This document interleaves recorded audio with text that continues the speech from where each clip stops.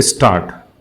महोदय, केंद्र सरकार के कार्यालयों में अब ऐसे अधिकारियों तथा कर्मचारियों की कमी नहीं है जो हिंदी भली भांति न जानते हों। फिर भी वे अभी तक अपना सरकारी कामकाज अंग्रेजी में ही कर रहे हैं। कार्यालयों में पर्याप्त रूप में देवनागरी लिपि वाली यांत्रिक सुविधाएं उपलब्ध हैं और ऐसा संदर्भ साहित्य भी पर्याप्त मात्रा में उपलब्ध है जो हिंदी में टिप्पणियां लिखने या हिंदी में ही पत्राचार करने में सहायता कर सकता है। समय समय पर जारी हुए सरकारी आदेशों के अनुसार भी यह अपेक्षित है कि विभिन्न मंत्रालयों, विभागों तथा कार्यालयों का अधिकांश कामकाज हिंदी में हो। बावजूद इसके कार्यालयों में अब भी सर्वत्र अंग्रेजीमय वातावरण ही दिखाई पड़ता है। जो व्यक्ति हिंदी का कार्य साधक ज्ञान रखते हैं या हिंदी भाषी हैं, वे भी हिंदी में काम करने का साहस नहीं जुटा पाते।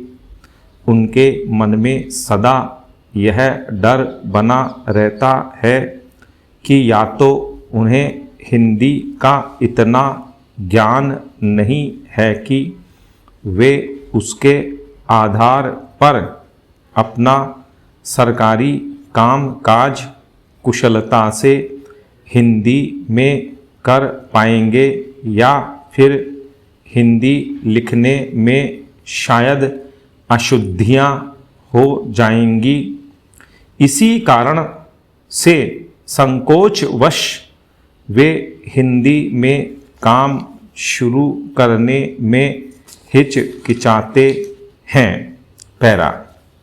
इसी संकोच को मिटाने के लिए हिंदी कार्यशालाओं की आवश्यकता महसूस हुई और सन 1969 में पहली बार ऐसी कार्यशालाओं का आयोजन करने का निश्चय किया गया।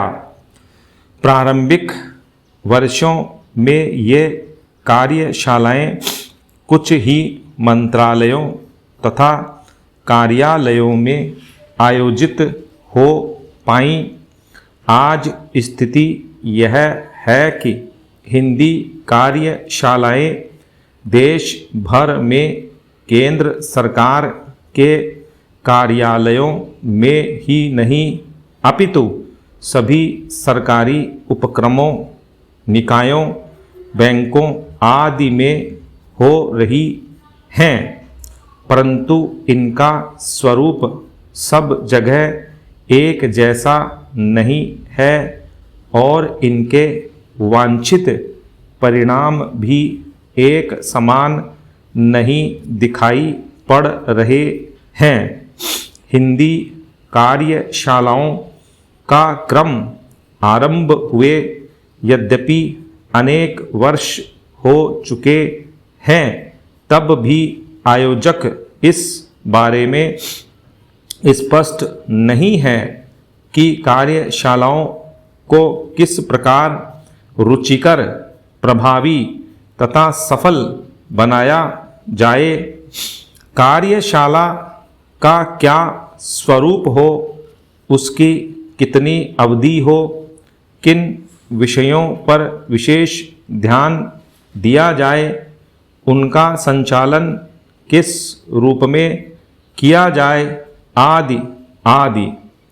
समीक्षित पुस्तक में ऐसी सामग्री यथेष्ट रूप में प्रस्तुत की गई है जो न केवल कार्यशाला के उद्देश्यों पर प्रकाश डालती है अपितु इनके सफल आयोजन के तौर तरीकों के बारे में भी मार्गदर्शन करती है, इन्हें सार्थक बनाती है।